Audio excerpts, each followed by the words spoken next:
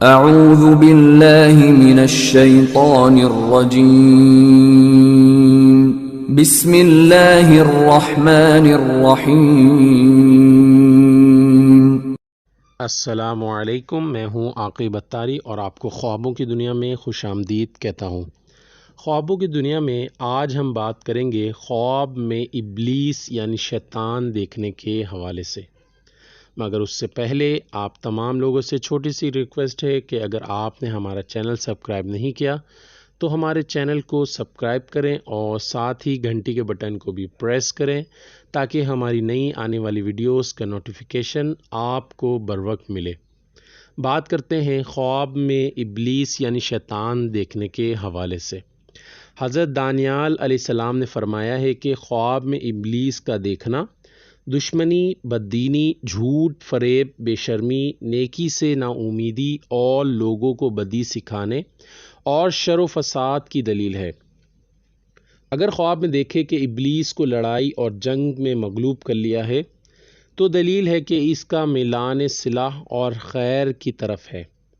اور اگر دیکھے کہ ابلیس اس پر غالب آ گیا ہے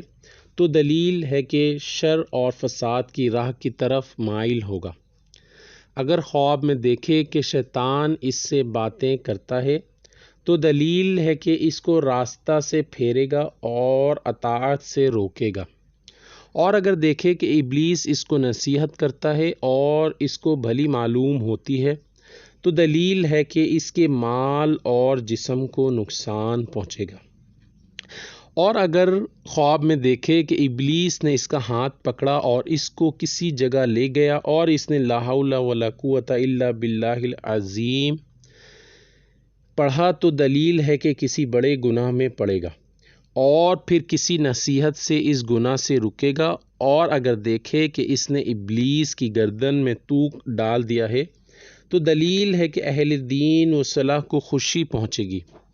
اور اگر خواب میں دیکھے کہ ابلیس ضعیف اور عاجز ہے تو دلیل ہے کہ مصلح عالموں اور نیک لوگوں کو طاقت ہوگی۔ حضرت کرمانی رحمۃ اللہ علیہ نے فرمایا ہے کہ اگر کوئی شخص خواب میں دیکھے کہ ابلیس کا مطیع ہو گیا ہے تو دلیل ہے کہ خواہش نفسانی میں مبتلا ہوگا، اور اگر دیکھے کہ ابلیس نے اس کو کچھ دیا ہے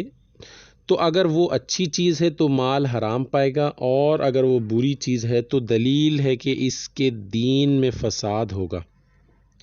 اگر کوئی شخص دیکھے کہ ابلیس